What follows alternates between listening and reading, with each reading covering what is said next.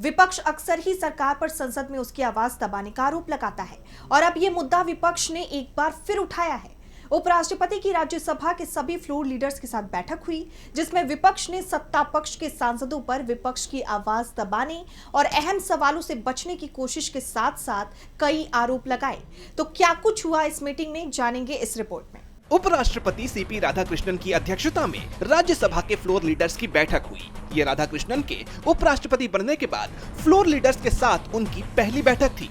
लेकिन इस बैठक में सरकार और विपक्ष के बीच जबरदस्त तीखी नोकझोंक देखने को मिली। विपक्षी दलों ने सीधे तौर पर बीजेपी पर गंभीर आरोप लगाया कि वो संसद के अंदर विपक्ष की आवाज को दबाने और अहम सवालों से बचने की कोशिश कर रही है। बैठक में सीपीआई-एम के सांसद जॉन ब्रिटास ने सरकार पर पारदर्शिता से काम न करने का आरोप लगाते हुए कहा कि सरकार ऐसे सवालों की अनुमति तक नहीं देती जिनकी जानकारी आम जनता आरटीआई के जरिए भी आसानी से हासिल कर सकती है। ये लोकतंत्र के लिए खतरनाक संकेत है। ब्रिटास ने उदाहरण देते हुए बताया कि नए संसद भवन की लागत और पेट्रोलियम उत्पादों के आयात जैसे सीधे जनता से जुड़े सवालों को भी गोपनीय बताकर अस्वीकृत कर दिया जाता है, जबकि ऐसी जानकारी अक्सर सार्वजनिक डोमेन में मौजूद होती है। इसके साथ ही बाकी विपक्षी नेताओं ने भी इस बात पर जोर दिया कि संसद में सरकार तमाम तरह की जानकारियां और सूचनाएं साझा करने से हिचकिचा रही है। मिली जानकारी के मुताबिक बीजेपी नेताओं ने विपक्ष के आरोपों पर कोई स्पष्ट प्रतिक्रिया नहीं दी, लेकिन इतना जरूर कहा कि सभी प्रश्न संसद के नियमों और प्रक्रियाओं के अनुसार ही स्वीकार किए जाते हैं।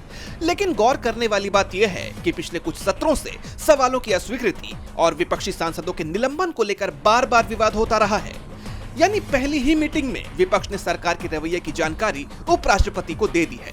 अब अगले सत्र में विपक्ष की इन शिकायतों पर गौर किया जाता है या नहीं, ये तो देखना होगा। डीबी लाइव की रिपोर्ट।